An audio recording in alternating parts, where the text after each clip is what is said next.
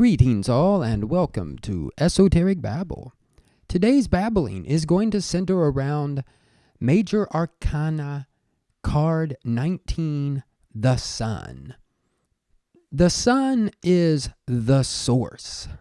We know that the sun, the physical sun, is the source of all light and life.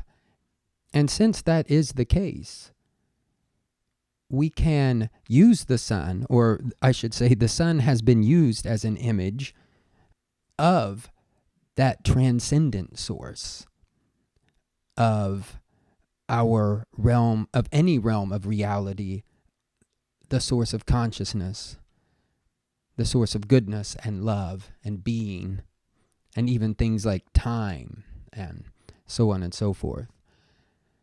So just to say it one more time, the card is an image of the sun, or typically bears an image of the sun.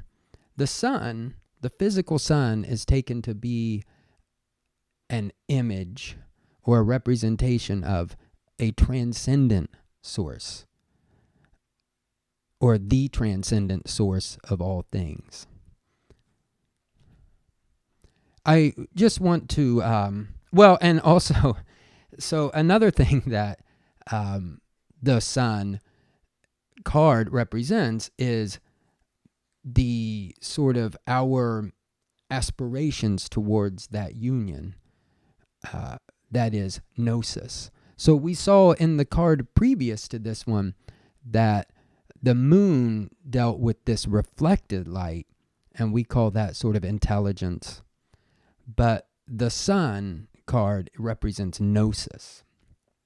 That is, we are seeking union with the source. And technically, even I would say Pseudo-Dionysius says that the source is even beyond gnosis. So I'll leave that to the side for now, but I want to do a couple quotes. One's from the Hermetica, book 10. I'll read the Greek first. Hogar genus kai agathos kai eusebes kai eide theos. The one who has gained gnosis is good and pious and already divine. I'll read that one more time. The one who has gained gnosis is good and pious and already divine. So that's a good plug, let's put it that way, for gnosis. Here, though, is, I guess I will hold off on the next quote. Now, one thing when we think about the sun, the actual physical sun, we cannot gaze directly upon the sun. We cannot gaze directly upon the sun. We could look at it through some sort of like welding goggles or something, but we can't look directly at it. Our physical body is not able to bear the sight of the sun. And likewise, cognitively, we are not able to grasp the source of, we'll just leave it at that, the source, the one, Brahman. It is just not something that we are able to do as human beings, and perhaps any being in samsara is not able to, any separate being is not able to gaze upon the, so to speak, the source. That is a really important thing, because what it means is, if you turn that around, anything we can grasp intellectually, anything we can grasp in any way whatsoever, cannot therefore be the source. Or we're certainly not looking at the source directly. Likewise, anything we're looking at directly is not the sun. Now, I do realize people do stare at the sun sometimes. You can. I don't advocate this, so I'm saying you can. People do look at the sun when it's setting and it's going through a lot more atmosphere than normal. Yes, there are times when you can look at the sun. Even then, it's certainly not recommended, and you can go blind. So I do realize that there are exceptions. But when the sun card is taken as an image, I think we're going with the how the sun is most of the time. So just keep that in mind. Although it is interesting to think that there are ways for us, as I said, you could look at the sun through welding goggles, or you could look at the sun reflected onto like a piece of paper or something, or reflected on, or however you would manage to do that. And so likewise, again, we could come into contact with the source by indirect means as well. So in support of this idea of the source being beyond what human beings can grasp, I want to read a bit from the Udana. This is from the first section, the first chapter, the 10th sutta, maybe we would call it. And the Buddha, in talking, well, let me just read it. Where water, earth, fire, and wind have no footing, there the stars don't shine, the sun isn't visible, there the moon doesn't appear, there darkness is not found.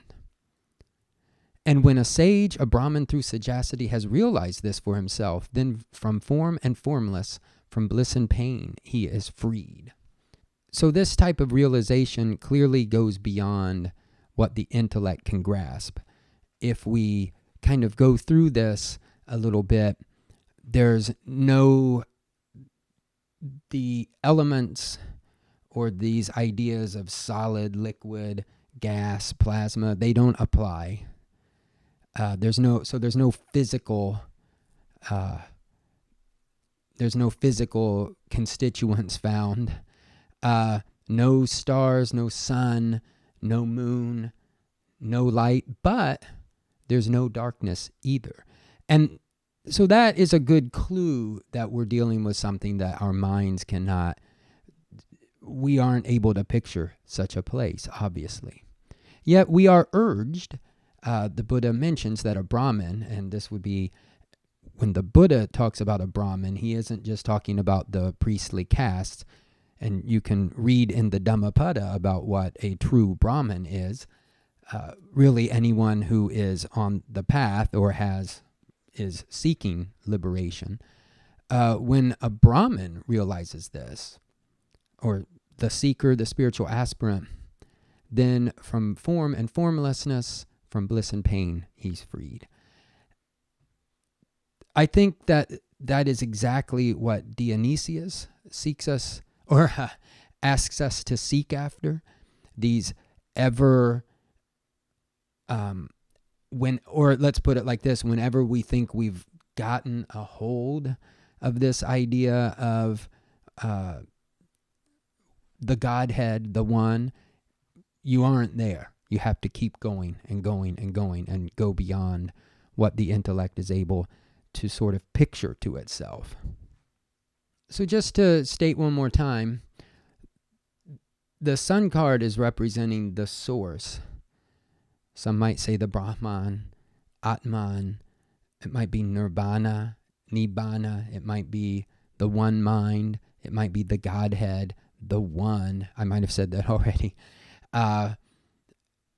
It's the source of all realms of reality. I believe it's the source of liberation. Union with it is the source of liberation.